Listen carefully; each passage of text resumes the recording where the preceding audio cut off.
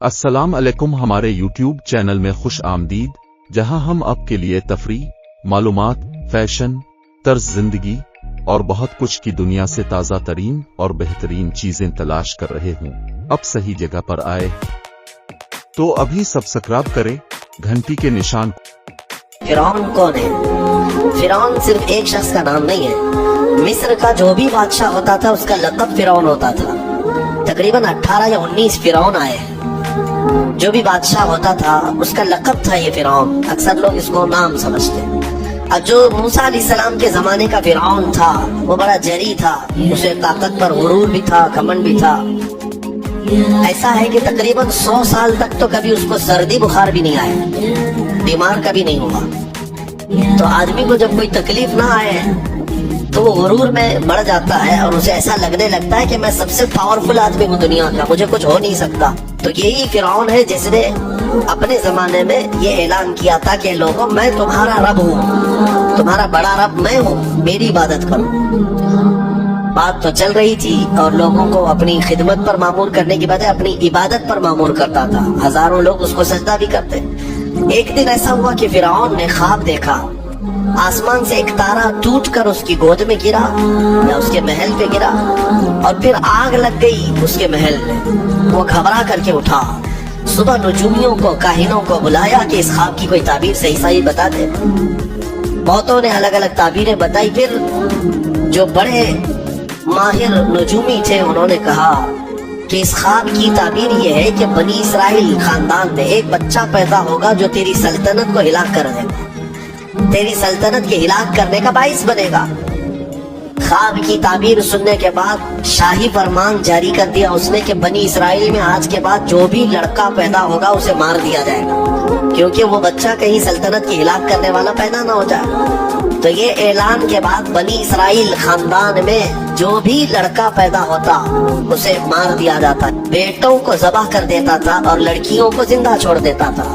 1 سال کے اندر انہوں نے 12,000 بچوں کو ذبح کیا، پیدا ہوتے ہی قتل کر دیتے تھے۔ لڑکے کو زندہ رہنے کا حق نہیں تھا، صرف ڈر تھا۔ یہ وہ زمانہ ہے جب موسیٰ علیہ السلام تسلیم کی بھی ولادت نہیں ہوئی، ولادت سے پہلے اتنے بچے مارے گئے۔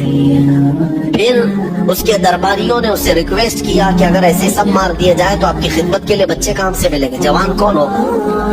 تو 1 سال چھوڑا جاتا، 1 سال مارا جاتا۔ اتفاق ایسا کہ جس سال مارا جانے والا تھا اسی سال موسیٰ علیہ السلام کی پیدائش ہوئی۔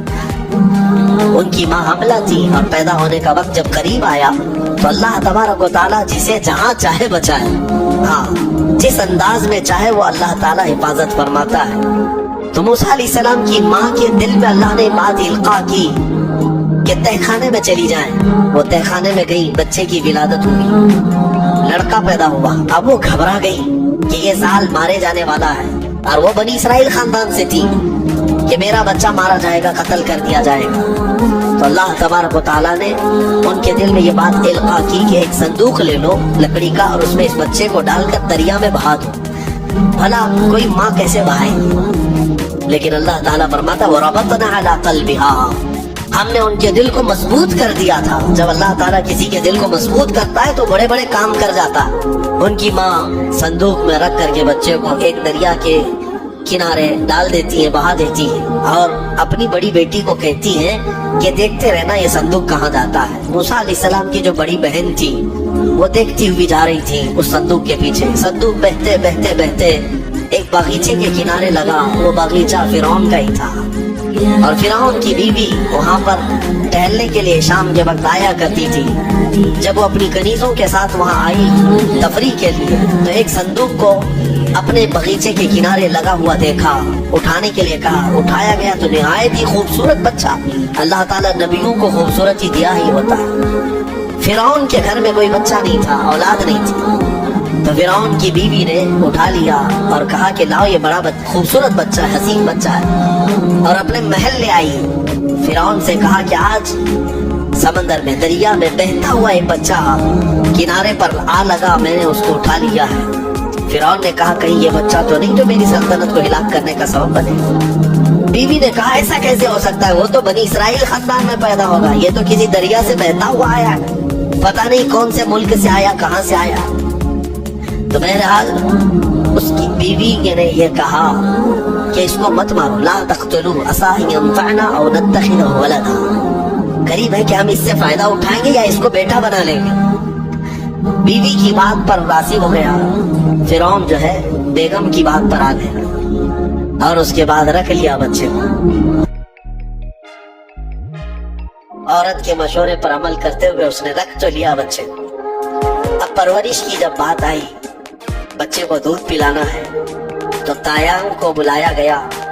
شاہی خاندان میں بچے کی پرورش ہو رہی ہے، بہت ساری عورتیں آئی، دودھ پلانے کی کوشش کرتی رہی۔ موسیٰ علیہ السلام کسی کا دودھ نہیں پکڑتے تھے۔ ان کی بہن وہیں کھڑی تھی، اس نے کہا کہ میں ایک دایا کو جانتی ہوں جس کا دودھ ہر بچہ پی لیتا ہے۔ اس سے کہا گیا کہ بلا لاؤ۔ وہ جا کر اپنی ماں کو بلا لائی، اپنی ماں کو لے آئی، اور ان کی ماں آئی، موسیٰ علیہ السلام کو اپنے سینے سے لگائے تو دودھ پینے لگ گئے۔ تو سب میں یہ بات مشہور ہو گئی کہ یہ یہاں کی مشہور دایا ہے، اور یہ خاندان کے اندر رہے گی، شاہی خاندان میں محل میں رہے گی، اور بچے کو پلانے کی اجرت بھی دی جائے گی، اجرت بھی دی جائے گی۔ فرعون کے گھر میں پرورش بھی اور انہی کی ماں سے دودھ بھی پلانا، پھر پلس اس کی اجرت بھی دلانا، یہ شان ہے رب ذوالجلال کی۔ وہ جہاں چاہے جیسے چاہے پرورش فرمائے، حق کی حفاظت کرنا یہ مولا کی شان ہے۔ خیر، موسیٰ علیہ السلام فرعون کے گھر میں پرورش پاتے رہے۔ جب آپ کی عمر 2 سال کے قریب کی ہوئی، فرعون اور اس کی بیوی بیٹھے ہوئے تھے۔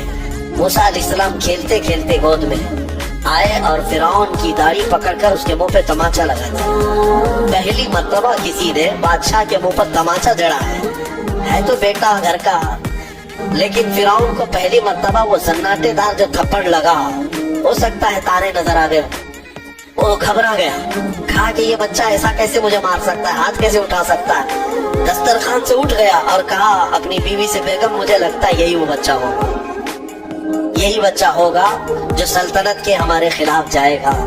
پھر بیگم نے کہا ایسا کیسے ہو سکتا ہے، بچہ ہے، چھوٹا ہے، اور لاڑ پیار میں بچے ماں باپ کے ساتھ اس طرح کی حرکتیں کرتے ہیں۔ فرعون نے کہا نہیں، مجھے چیک کرنا ہے، یہ بچہ جانکار ہے، یہ جانتا ہے۔ تو پھر موسیٰ علیہ السلام کا وہاں پر امتحان لیا ہے۔ فرعون کی بیوی بچانے پر لگی ہوئی تھی۔ فرعون نے کہا کہ ٹھیک ہے، دیکھتے ہیں یہ کہ بچے کو سمجھ ہے یا نہیں ہے۔ امتحان کے لیے بیگم نے کہا ایک کام کرو، ایک برتن میں آگ کے انگارے دہکتے ہوئے کوئلے وہ بھی لائے جائیں، اور ایک برتن میں سفید پھول لائے جائیں۔ اگر بچہ عقل مند ہوگا تو پھولوں کو پکڑے گا، نہیں تو پھر یہ لال چیز کی طرف بچوں کا ہاتھ زیادہ جاتا ہے، آگ دیکھے گا۔ کہا ٹھیک ہے، یہ آزمائش کی جائے گی۔